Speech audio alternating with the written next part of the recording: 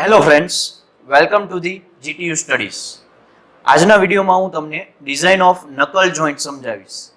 એટલે કે second type of joint, જે ક્વાર્ટર જોઈન્ટ પછીનો સેકન્ડ જોઈન્ટ છે, જે આપણે લાસ્ટ વિડીયોની અંદર એના નોમેનક્લેચર છે એ ડિફાઇન કરી લીધા છે. એટલે કે આટલા નોમેનક્લેચર, જે મેઇન 6 નોમેનક્લેચર છે એ આપણે ડિઝાઇનની અંદર ફાઇન કરવાના છે. આ એની એસેમ્બલ થયેલી ફિગર છે. એમાં ટોટલ 3 પાર્ટ્સ હોય. એક આ લેફ્ટ સાઈડનો પાર્ટ, જેને ફોર્ક અથવા ઉપર નીચે બે સર્ક્યુલર પોર્શન હોય, જેને આઈ કહેવામાં આવે, એટલે એને ડબલ આઈ પણ કહે છે. એક રાઈટ સાઈડનો પાર્ટ, જેની અંદર એક જ તે એક સેન્ટરમાં સર્ક્યુલર પોર્શન હોય, જેને એક આઈ કહેવામાં આવે, એટલે એને સિંગલ આઈ પાર્ટ્સ કહેવાય. અને વચ્ચેથી એક પિન પાસ કરવામાં આવે છે, જેને આપણે નકલ પિન કહીએ છીએ. તો ટોટલ 3 પાર્ટ્સના નામ ઉપરથી અલગ અલગ એના ડાયમેન્શન ફાઇન્ડ કરવાની પ્રોસેસ એટલે ડિઝાઇન ઓફ નકલ જોઈન્ટ. તો આપણે ડિઝાઇન ઓફ નકલ જોઈન્ટ છે એ સ્ટાર્ટ કરીએ. તેમાં સૌથી પહેલા મેં કીધું એ પ્રમાણે મેઇન નોમેનક્લેચર કોને કહેવાય? તો આપણે શેના માટે નકલ જોઈન્ટ યુઝ કરીએ છીએ? બે રોડને કનેક્ટ કરવા માટે. તો એ કેટલા ડાયામીટર વાળો રોડ હોવો જોઈએ જેથી કરીને આપણે નકલ જોઈન્ટ વડે એને કનેક્ટ કરી શકીએ, એ ફર્સ્ટ તમારે ફાઇન્ડ કરવું પડે. એટલે ફર્સ્ટ સ્ટેપ રહેશે diameter off road small D. અને રોડ ઉપર ડાયરેક્ટલી કયો લોડ લાગતો હોય છે, ટેન્સાઇલ ઓર કમ્પ્રેસિવ? તો નકલ joint is only use for tensile load. એટલે આપણે અહીંયા બે બતાવેલા છે લોડ પ્રમાણે, બે લોડ લાગતા હોય છે રોડ ઉપર ડાયરેક્ટલી ટેન્સાઇલ લોડ. એટલે ટેન્સાઇલ લોડના કારણે રોડ ઉપર જે સ્ટ્રેસ જનરેટ થશે એ સ્ટ્રેસનું નામ હું લખી દઉં ટેન્સાઇલ સ્ટ્રેસ. એટલે રોડ ઉપર ટેન્સાઇલ સ્ટ્રેસ જનરેટ થતો હોય છે. અને ટેન્સાઇલ સ્ટ્રેસ જનરેટ થાય એટલે આપણે ડાયામીટર ઓફ રોડની જે વેલ્યુ છે એ પણ ટેન્સાઇલ સ્ટ્રેસના ઇક્વેશનથી જ મેળવશું. અને સ્ટ્રેસ એટલે જનરલી તમને ખબર છે લોડ અપોન એરિયા.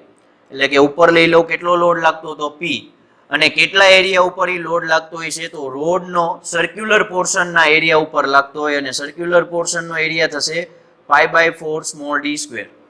તો આમાં તમને સિગ્મા ટી છે એ રકમમાં આપેલું હોય ન્યુમેરિકલમાં, કેપિટલ P ની વેલ્યુ લોડની આપેલી છે, π/4 તો તમને ખબર જ છે. એટલે સ્મોલ d સ્ક્વેરને સબ્જેક્ટ બનાવીને એનું સ્ક્વેર રૂટ લઈને તમે d ની વેલ્યુ ફાઇન્ડ કરી શકશો. બહુ જ તે ક્વાર્ટર જોઈન્ટ કરતા આની ડિઝાઇન સિમ્પલ છે, ઓછા સ્ટેપમાં અને ઓછા સિમ્પલ ઇક્વેશનમાં પતે છે એટલા માટે. તો આ થઈ ગયું ફર્સ્ટ સ્ટેપ. હવે સેકન્ડ સ્ટેપમાં આપણે ફાઇન્ડ કરવાનું છે ડાયામીટર ઓફ નકલ પિન. એટલે કે આપણે જે 3 પાર્ટ્સ કીધા એમાંની વચ્ચેનો પાર્ટ્સ જે હોય, જેને નકલ પિન કહીએ છીએ, તમને ઇમેજ બતાતી છે રાઈટ સાઈડ, એ નકલ પિનનો જે ડાયામીટર છે એ ફાઇન્ડ કરવાનો છે. તો એ જે નકલ પિન છે એ જે રીતે કનેક્શન પ્રોવાઈડ કરે છે ડબલ આઈ અને સિંગલ આઈ વચ્ચે, એ પ્રમાણે એની ઉપર શિયરિંગ ફોર્સ પ્રોડ્યુસ થતો હોય છે. એટલે શિયરિંગ ફોર્સ પ્રોડ્યુસ થવાના કારણે નકલ પિન ઉપર કયો સ્ટ્રેસ જનરેટ થશે? શિયર સ્ટ્રેસ જનરેટ થશે. બસ આ ખાલી કયા ડાયમેન્શન માટે કયો સ્ટ્રેસ જનરેટ થાય છે યાદ રાખતા જાઓ, એટલે ડિઝાઇન એકદમ સિમ્પલ બનતી જશે. તો નકલ પિનનો ડાયામીટર ફાઇન્ડ કરવા માટે શિયર સ્ટ્રેસ જનરેટ થાય તો ઇક્વેશન આવશે shear stress is equal two load upon area. Load તો P જ રહેશે, પણ એરિયા છે એ બદલાઈ જશે. જે શિયરિંગ ફોર્સ જ્યાં લાગતો હોય એના માટેનો એરિયા લેવાનો. તો શિયરિંગ ફોર્સ ઉપર અને નીચે બંને બાજુ લાગતો હોય એટલે 2 ટાઈમ્સ શિયરિંગ ફોર્સ હોય, એટલે આપણે એને એરિયાને પણ 2 ટાઈમ્સ લઈ લઈએ. અને એરિયા કેટલો હોય છે? તો નકલ પિન ઉપર માટે શિયર સ્ટ્રેસ લાગતો હોય તો એ નકલ પિનનો એરિયા થશે π/4 dp સ્ક્વેર. કારણ કે નકલ પિનનો ડાયામીટર dp ઉપરથી આ લઈ શકો. આમાં તમને ટાઉ એલેવેબલ શિયર સ્ટ્રેસ આપી દીધો હોય, લોડ આપી દીધો હોય π/4 ની તો ખબર જ છે. એટલે અગેન તમે આ રીતે ઉપર જેમ કર્યું હતું એમ ડીપી સ્ક્વેરને સબ્જેક્ટ બનાવીને ડીપી તમે ફાઇન્ડ કરી શકશો. અગેન સિમ્પલ સ્ટેપ છે સાવ. તો આ રીતે તમારે ડીપી ફાઇન્ડ કરીને આપવાનું છે. ઓકે, હવે આપણે થર્ડ સ્ટેપ લઈએ, થિકનેસ ઓફ સિંગલ આઈ. એટલે કે જે રાઈટ સાઈડનો પોર્શન છે, એસેમ્બલી તમને હમણાં મેં બતાવી, ફરીવાર તમે રિપીટ કરતા જ રહેજો. તમારે એક ઇમેજ ખાસ આની રાખવાની ડિઝાઇન કરતી વખતે, જેથી કરીને તમને આઈડિયા રહે. તમે જો ડાયરેક્ટલી ન્યુમેરિકલ કેલ્ક્યુલેટ કરતા હો તો ડ્રો કરવાની જરૂર નથી, પણ મગજમાં એક યાદ આવી જવી જોઈએ. આ રાઈટ સાઈડનો જે કમ્પોનન્ટ છે ગ્રીન પેનમાં એને કહેવાય સિંગલ આઈ. તો એનો જે આ સર્ક્યુલર પોર્શન હોય એ સિંગલ આઈની જે થિકનેસ હશે એ થિકનેસ તમારે અત્યારે આ સ્ટેપમાં ફાઇન્ડ કરવાની છે. તો એ સિંગલ આઈ ઉપર જે રીતે કનેક્શન છે એ પ્રકારે સિંગલ આઈ ઉપર કમ્પ્રેસિવ સ્ટ્રેસ લાગતો હોય છે. એટલે કે કમ્પ્રેસિવ લોડના કારણે કમ્પ્રેસિવ સ્ટ્રેસ જનરેટ થશે T ઉપર. એટલે જે T ની વેલ્યુ જે ફાઇન્ડ કરવાની છે એ કોના ઉપરથી મળશે? કમ્પ્રેસિવ સ્ટ્રેસના ઇક્વેશન ઉપરથી મળશે, sigma she is equal two કરી. તો sigma she is equal two શું થશે? Load upon area. પણ એરિયા કેટલો થશે એ અહીંયા ફિગર મેં બતાવેલી છે. આ તમે સિંગલ આઈ પોર્શનને સાઇડ વ્યૂ તરીકે જોશો તો સાઇડ વ્યૂમાં તમને આવો એક પોર્શન દેખાશે, જેમાં રેક્ટેન્ગ્યુલર તમને શેપ દેખાશે, જેની હાઇટ છે એ થિકનેસ જેટલી છે અને એની વિડ્થ છે એ ડીપી ડાયામીટર જેટલી છે. તો આ એ રેક્ટેન્ગ્યુલર પોર્શનના એરિયા ઉપર કમ્પ્રેસિવ સ્ટ્રેસ જનરેટ થતો હોય અને રેક્ટેંગલનો એરિયા કેટલો થાય? ડીપી ઇન્ટુ ટી જેટલો. એટલે અહીંયા આવી જશે ડીપી ઇન્ટુ ટી. હવે ડીપી છે એ આપણે સેકન્ડ સ્ટેપમાં ઓલરેડી ફાઇન્ડ કરી દીધું હોય છે. પી અને સિગ્મા સી તમને આપેલો હોય એટલે તમે ટી ને સબ્જેક્ટ બનાવશો એટલે તમને થિકનેસ મળી જશે. પણ અહીંયા જે થિકનેસનો આન્સર મળે છે એ થિકનેસનો આન્સર છે એ કરેક્ટ છે કે ઇનકરેક્ટ એ તમારે પાછું ચેક કરવાનું છે. કન્ડિશન ધ્યાનમાં રાખજો. એ કન્ડિશન જે થિકનેસ છે એ મિનિમમ અમુક વેલ્યુ એની હોવી જ જોઈએ, એની કરતાં તમને આ વેલ્યુ ઓછી મળે તો એ નહીં હાલે. તો તમારે આ મિનિમમ વેલ્યુ જે હોય એ લઈ લેવાની. એટલે કે મિનિમમ વેલ્યુ કેટલી હોવી જોઈએ? થિકનેસની 1.25 ઇન્ટુ ડી જેટલી. એટલે કે ડાયામીટર ઓફ રોડ જે હોય એ જે વેલ્યુ હોય ઇન્ટુ 1.25 કરો, એની જે આન્સર આવે એટલો મિનિમમ ટી હોવો જોઈએ. સપોઝ આનાથી મિનિમમ થિકનેસની વેલ્યુ 10 આવે છે અને આ પ્રમાણે આપણે ફાઇન્ડ કરીએ અને 8 આવે છે, તો આ મિનિમમ કરતાંય ઓછો આન્સર આવે છે, તો આપણે આ લઈ શકીએ નહીં. એટલે આપણે 10 mm લઈ લેશું, કારણ કે મિનિમમ એટલી રાખવાની થશે જ. એટલે આ બંનેમાંથી જે લાર્જર વેલ્યુ હોય છે એ લાર્જર વેલ્યુને તમારે as a answer thickness of single આઈ તરીકે કન્સિડર કરીને આગળ હાલવાનું. સપોઝ આ 12 mm આવ્યું હોય અને આ 10 mm હોય તો 12 mm લેવાનું. એટલે આ બેમાંથી જે મોટું હોય એ તમારો ફાઇનલ થિકનેસનો આન્સર. ઓકે, તો આ થઈ ગયું થર્ડ સ્ટેપ. હવે આપણે ફોર્થ સ્ટેપ ફાઇન્ડ કરીએ. એ છે થિકનેસ ઓફ ફોર્ક. એટલે કે જે લેફ્ટ સાઈડનો કમ્પોનન્ટ છે એસેમ્બલીની અંદર, જેમાં ડબલ આઈ છે, એક ઉપર અને એક નીચે, એ બે આઈની થિકનેસ સરખી છે. એટલે બેયની ફાઇન્ડ નથી કરવાની, કોઈ પણ એકની કરશો. તો એની જે સાઇડ વ્યૂમાંથી જશો એટલે તમને આવો પોર્શન દેખાશે, જેની થિકનેસને આપણે T1 કહી દઈએ. અને એ જે પોર્શન છે એ અગેન જેમ સિંગલ આઈનો જે આઈ છે એ કમ્પ્રેસિવ સ્ટ્રેસમાં હતી, એવી જ રીતે ફોર્કની પણ આઈ જે છે એ કમ્પ્રેસિવ સ્ટ્રેસમાં જનરેટ થયેલી છે. એટલે એના થિકનેસને પણ આપણે કમ્પ્રેસિવ સ્ટ્રેસના ઇક્વેશન ઉપરથી ફાઇન્ડ કરવાની છે. ઓકે, તો એ કમ્પ્રેસિવ સ્ટ્રેસના ઇક્વેશન ઉપરથી ફાઇન્ડ કરીએ તો ઇક્વેશન આવશે sigma she is equal two P upon આ જે રેક્ટેંગલ છે એનો એરિયા આવશે. પણ કેટલી આઈ આવે છે ટોટલ? કેટલી ટોટલ આઈ છે? 2 આઈઝ આર ધેર. એટલે આપણે જે એરિયા છે એ પણ 2 ટાઈમ્સ માટેનો લેવો પડે. એટલે 2 ટાઈમ્સ આ એરિયા રેક્ટેંગલનો 2 ઇન્ટુ ડીપી ઇન્ટુ T1. આની અંદર સિગ્મા સી આપેલો હોય, પી આપેલો હોય, ડીપી આપણને આગળ મળી ગયો. એટલે T1 ને સબ્જેક્ટ બનાવશો એટલે તમને T1 નો આન્સર મળી જશે. ઓકે, પણ અગેન ફરીવાર જેમ આપણે હમણાં આગળના સ્ટેપમાં સિંગલ આઈની થિકનેસ ફાઇન્ડ કરી, એ વેલિડ છે કે ઇનવેલિડ એ ચેક કરવા માટે આપણે એક મિનિમમ વેલ્યુ કન્સિડર કરતા હતા. એવી જ રીતે આ ફોર્કની જે થિકનેસ હોય એની પણ એક મિનિમમ વેલ્યુ ફિક્સ છે કે એટલી તો હોવી જ જોઈએ, નહીતર ડિઝાઇન પોસિબલ નથી. તો એ તમારે ફાઇન્ડ કરવાની છે આ રીતે 0.75 ઇન્ટુ ડી. એટલે કે ડાયામીટર ઓફ જે રોડ હોય એ રોડ ઇન્ટુ 0.75 કરો અને એ જે આન્સર આવે એ T1. અને આ બેમાંથી જે વેલ્યુ લાર્જર હોય એ તમારી ફાઇનલ ડિઝાઇન તરીકે થિકનેસ થશે ફોર્કની, એ તમારો ફાઇનલ આન્સર T1. ઓકે, બહુ જ સિમ્પલ સ્ટેપ અને બહુ જ સિમ્પલ કન્ડિશન્સ. રેડી? હવે 5th નંબરના સ્ટેપમાં જઈએ. It is a outside diameter of I. એટલે કે આઈ જે છે એનો સૌથી મોટું સર્કલ જે હોય એને આઈ નો આઉટસાઇડ ડાયામીટર કહેવાય. અહીંયા જોઈ શકો છો આ જે અંદરનો ગ્રીન કલરમાં દોરેલું જે છે એમાં પિન ફિટ થશે, એ પિનનો ડાયામીટર છે એટલે એને ડીપી બતાવ્યું છે. અને બહારનો ડાયામીટર છે એને કહેવાય આઉટસાઇડ ડાયામીટર ઓફ આઈ, જે કેપિટલ ડી વડે બતાવેલું છે. ઓકે, તો આ જે કેપિટલ ડી વડે જે આપણે આઈ નો ડાયામીટર કહીએ છીએ એના ઉપર જનરલી એનું જે કનેક્શન હોય છે એ પ્રમાણે બે ટાઈપના સ્ટ્રેસ જનરેટ થશે. એકવાર એની ઉપર ટેન્સાઇલ સ્ટ્રેસ જનરેટ થતો જ હોય છે એટલે ટેન્સાઇલ સ્ટ્રેસ પ્રમાણે એની વેલ્યુ ફાઇન્ડ કરશું.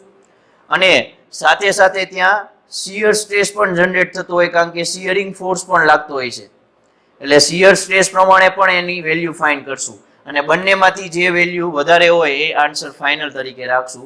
તો ટેન્સાઇલ સ્ટ્રેસ પ્રમાણે એનું ઇક્વેશન થશે sigma T is equal two load upon area. પણ એરિયા કેટલો આવશે તો આ ફિગરનો યુઝ કરશો તો અગેન આ રેક્ટેન્ગ્યુલર એક પોર્શન તરીકે જ લેવાનું છે. તો એની હાઇટ કેટલી થશે તો આની અંદર જવાનું છે, એની હાઇટ થશે કેપિટલ ડી માઇનસ ડીપી જેટલી, કારણ કે સોલિડ પોર્શન જ હાઇટમાં લેવાનું છે, આ હોલો નહીં. તો સોલિડ પોર્શન તરીકે એની હાઇટ થશે capital D minus small DP, અને એની થિકનેસ કેટલી છે ઇન્ટુ ટી જેટલી. એટલે આટલો રેક્ટેન્ગ્યુલરનો એરિયા છે એ અપોનમાં લઈ લો સિગ્મા ટી. આમાં કેપિટલ ડી મારી પાસે છે એ નથી, બસ એને ખાલી સબ્જેક્ટ બનાવવાનો. ડીપી અગાઉ ફાઇન્ડ થઈ ગયો છે, સ્મોલ ટી છે એટલે કેપિટલ ડી મળી જશે. ઓકે, એટલે આના ઉપરથી કેપિટલ ડી ને સબ્જેક્ટ બનાવો અને ડી ની વેલ્યુ મેળવો. હવે શિયર સ્ટ્રેસ જ્યારે પ્રોડ્યુસ થતો હોય છે તો શિયર સ્ટ્રેસની વેલ્યુ મૂકીએ તો tau is equal two load upon area. તો એરિયા અગેન કેટલો લેશો, સેમ એરિયાની અંદર લેવાનો છે capital D minus small DP into T જેટલો, ખાલી અહીંયા સ્ટ્રેસ થી ચેન્જ થઈ જશે. તો આમાં સ્ટ્રેસની વેલ્યુ તમને ખબર જ છે, પી ખબર છે, ડીપી ખબર છે, ટી ખબર છે, એટલે કેપિટલ ડી ને અગેન સબ્જેક્ટ બનાવો એટલે આન્સર મળી જાય. અને હવે બંનેમાંથી જેની વેલ્યુ વધારે આવી હોય તમારે ફાઇનલ આન્સર તરીકે લખવાનો. એનું રીઝન છે દર વખતે આવું શું કામ કરીએ છીએ, કારણ કે ઓછો આન્સર જેનો આવે એની સિલેક્ટ કરશો તો આમાં એ ફેલ થઈ જશે, કારણ કે ઈ વેલ્યુ છે આના માટે કેપેબલ ન હોય. ધારો કે આમાં વધારે આન્સર આવે છે ને એ તમે કન્સિડર કર્યું તો આમાં તો એ કેપેબલ હોય જ, કારણ કે આમાં તો ઓછી રિક્વાયરમેન્ટ છે. તો એ લોજિક પ્રમાણે ઓલવેઝ વધારે વેલ્યુ વાળી આન્સર આપણે સિલેક્ટ કરતા હોઈએ છીએ. તો હવે છે 6 નંબરનો સ્ટેપ, અને હવે આપણે સ્ટ્રેસ એના ફેલરની વાત કરશું. ડાયમેન્શન બધા ફાઇન્ડ થઈ ગયા છે. T2 જે થિકનેસ કહીએ છીએ, T2 થિકનેસ ઓફ કોલર અથવા થિકનેસ ઓફ નકલ પિન હેડ, T2 એ આપણે ફાઇન્ડ કરવાની ડિઝાઇનની અંદર કોઈ રિક્વાયરમેન્ટ નથી, એટલે ફાઇન્ડ કરવાની જરૂર છે નહીં. પણ આપણે ઈ જે ફોર્ક છે, સિંગલ આઈ છે, નકલ પિન છે, એ બધા કમ્પોનન્ટ અલગ અલગ સ્ટ્રેસમાં ફેલ ન થઈ જવા જોઈએ, એની ખાસ તકેદારી રાખવી જોઈએ. તો એ પ્રમાણે આપણે ફર્સ્ટ ફાઇન્ડ કરવું પડે failure of fork and in tension. Fork and જે છે એ ટેન્શન સ્ટ્રેસની અંદર, ટેન્સાઇલ સ્ટ્રેસની અંદર રહી છે. ઈ ટેન્સાઇલ સ્ટ્રેસ જે એની અંદર જનરેટ થાય છે એમાં ફેલ ન થવો જોઈએ. એટલે કે ઈ જે સ્ટ્રેસ જનરેટ થાય છે ઈ સપોઝ સિગ્મા ટી છે, જે હમણાં આપણે લીધો ઈ નહીં, નવો સિગ્મા ટી, ઈ એલોએબલ સિગ્મા ટી કરતા વધારે, એટલે અહીંયા હું ડેશ કહી દઉં આને, આપણે નવો ફરીવાર ફાઇન્ડ કરવાનો છે જે રિયલમાં લાગતો હોય છે ફોર્ક એન્ડ ઉપર. તો રિયલમાં જે સિગ્મા ટી ડેશ લાગે છે ઈ એલોએબલ સિગ્મા ટી જે આપેલો છે રકમમાં, જે આપણે હમણાં યુઝ કર્યા, એની કરતા કમ્પલસરી વધારે હોવો જોઈએ, અથવા સેમ વધારે હશે તો જ આપણી ડિઝાઇન છે, સોરી બાય મિસ્ટેક ઓછો મળવી જોઈએ. કારણ કે આ જે સ્ટ્રેસ છે એલોએબલ કરતા ઓછી હોય તો ડિઝાઇન છે સેફ ગણાશે, નહીં તો ડિઝાઇન છે ઈ ત્યાં ફેલ થઈ જશે, કારણ કે સ્ટ્રેસની વેલ્યુ વધી ગઈ, ખમી શકશે નહીં. એટલા માટે આપણે આ સિગ્મા ટી ડેશની વેલ્યુ ફાઇન્ડ કરવી પડશે, અને પછી આપણે ચેક કરશું કે જે વેલ્યુ આપેલી છે એની કરતા ઓછી મળી કે નહીં. તો એના માટે જે ઇક્વેશન યુઝ કરવાનું છે સિગ્મા ટી ડેશ ફાઇન્ડ કરવા માટે એ છે લોડ અપોન એરિયા. એની અંદર એરિયા લેવાનો છે capital D minus small DP into T, પણ એ 2 ટાઈમ્સ લેવાનો છે, કારણ કે ફોર્ક એન્ડ ની અંદર 2 આઈ હોય છે, ડબલ આઈ માટે લેવાનો છે. એટલે આ રીતે તમારે અગાઉ જે આપણે 5 સ્ટેપ કર્યા, છઠ્ઠું સ્ટેપ છે, એ 5 સ્ટેપમાં ટી મળી ગયો, સ્મોલ ડીપી મળી ગયો, કેપિટલ ડી મળી ગયો, પી તો આપેલો જ હશે. એટલે આના ઉપરથી તમને સિગ્મા ટી ડેશની વેલ્યુ મળી જશે, અને ઈ જે વેલ્યુ મળે એના માટે આ કન્ડિશન છે એ ચેક કરવાની છે, અને ઈ જો કન્ડિશન ફૂલફિલ થાય તો તમારી ડિઝાઇન છે એ સેફ કહેવાય, નહીતર ડિઝાઇન અનસેફ, તમારે ફરીવાર ડિઝાઇન કરવી પડે. પણ એક્ઝામમાં કરવાની જરૂર નથી, આ રિયલ ઇન્ડસ્ટ્રીની અંદર જ્યારે કરવાની હોય ત્યારની વાત છે. એટલે કે ડિઝાઇન છે એ સેફ ગણાય જો કન્ડિશન સેટિસ્ફાઈડ તો. અને 7 એવી જ રીતે જેમ ટેન્સાઇલ સ્ટ્રેસની અંદર આપણે ચેક કર્યું, એવી જ રીતે શિયર સ્ટ્રેસની અંદર પણ ફોર્ક એન્ડ છે એ વર્ક કરશે કે કેમ એ ચેક કરવાનું છે. તો શિયર સ્ટ્રેસ માટે આપણે નવો શિયર સ્ટ્રેસ ફાઇન્ડ કરીએ, જેને ટાઉ ડેશ કહી દઈએ. એની વેલ્યુ કમ્પલસરી કોના કરતા ઓછી હોવી જોઈએ, જે આપણને ટાવ આપેલો છે એની કરતા ઓછી. એટલે કે આપણે રિયલમાં પ્રોડ્યુસ થતો સ્ટ્રેસ એલોએબલ શિયર સ્ટ્રેસ કરતા ઓછો હોય તો જ વર્ક કરી શકે. સિમ્પલ લોજિક એપ્લાય કરો. ઓકે, તો એ પ્રમાણે આપણે ટાઉ ડેશ ફાઇન્ડ કરશું. એની જે ઇક્વેશન છે એ અગેન લોડ અપોન એરિયા જ આવશે અને એરિયા સેમ રાખવાનો છે જે આપણે હમણાં ટેન્સાઇલ સ્ટ્રેસમાં રાખ્યો એ જ પ્રમાણે તમારે શું ફાઇન્ડ કરવાનું છે? Tau dash. બરોબર, પણ એ એરિયાની અંદર તમારે થિકનેસ છે એ શિયર સ્ટ્રેસ માટે કોની લેવાની છે? આઈ ની થિકનેસ લેવાની છે. આમાં સિંગલ આઈ ની લીધી હતી, આમાં ડબલ આઈ ની જે થિકનેસ હોય, જે ડબલ આઈ ફોર્ક ની જે આઈ ની થિકનેસ હોય એ લેવાની છે. આમાં ટી લીધો તો આમાં T1 લેવાનો છે, એટલું ધ્યાન રાખજો. એટલે બેયનો આન્સર છે એ સિગ્મા ટી ડેશ અને ટાઉ ડેશ નો અલગ આવે, સેમ નહીં આવે. નહીતર ટી જ રાખતા હો તો સેમ આવે. તો ટાઉ ડેશ જે મળે છે એની વેલ્યુ આપણે કીધી એ પ્રમાણે કન્ડિશન પ્રમાણે સેટિસ્ફાઈ થતી હોવી જોઈએ. એટલે કે condition is satisfied then it will be safe. એટલે કે ડિઝાઇન ઇઝ સેફ. અને જો નો થાય તો ડિઝાઇન ઇઝ અનસેફ. એવું તમારે ખાલી લખીને આવવાનું છે એક્ઝામમાં. જે ડિઝાઇન સેફ કઈ થશે એ ફાઇન કરીને નથી આવવાની જરૂર. ઓકે, તો આ હતું 7 નંબરનું સ્ટેપ. અને હવે આપણે જોઈએ લાસ્ટ નંબરનું સ્ટેપ, ફેઇલર ઓફ નકલ પિન ઇન બેન્ડિંગ. નકલ પિન ઉપર છે એ બેન્ડિંગ ફોર્સ લાગતા હશે. બેન્ડિંગ ફોર્સ કંઈક આ રીતે લાગતા હશે, જે મેં ફિગર ડ્રો કરીને આપી દીધી છે. તો એ પ્રમાણે આ છે નકલ પિન છે, એના ઉપર આ રીતે લોડ છે એ ટ્રાન્સફર થતો હોય છે પી નામનો, અને આ બે બાજુથી સપોર્ટ રિએક્શન ફોર્સ આપતી હોય છે. એટલે કે હામો ફોર્સ આપે એટલે તો જ સસ્ટેન થઈ શકે.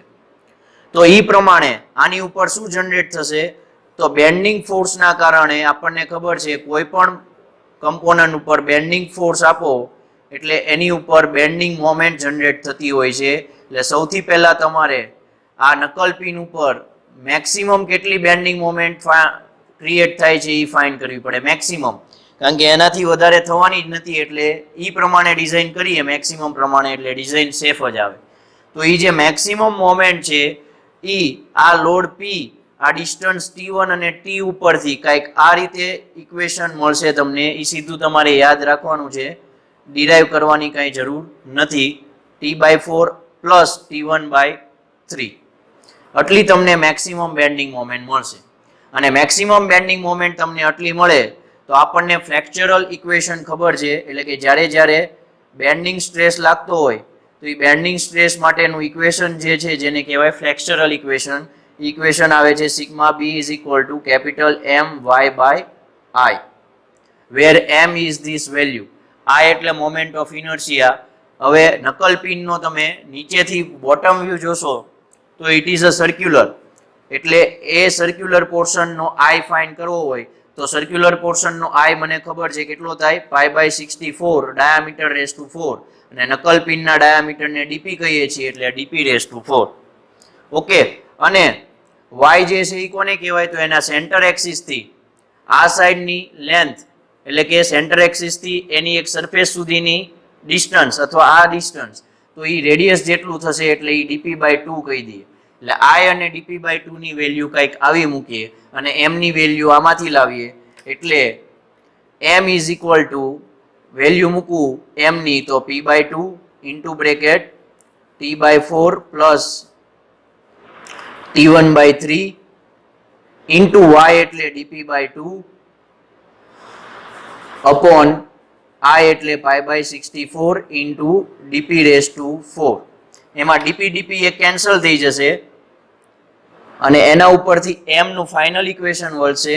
64 ઉપર વયું જશે, એમાંથી 2 2 4 છે એ કેન્સલ કરી દેશે એટલે વધશે 16p ઇન્ટુ બ્રેકેટ છે એ આમ નામ રહેશે t/4 પ્લસ t1/3. dp છે એ તો કેન્સલ થઈ ગયું, અપોનમાં dp4 માંથી dp³ થઈ ગયું છે, પાય આમ નામ વધશે એટલે પાય ઇન્ટુ dp³. અને આ છે તમારું ફાઇનલ.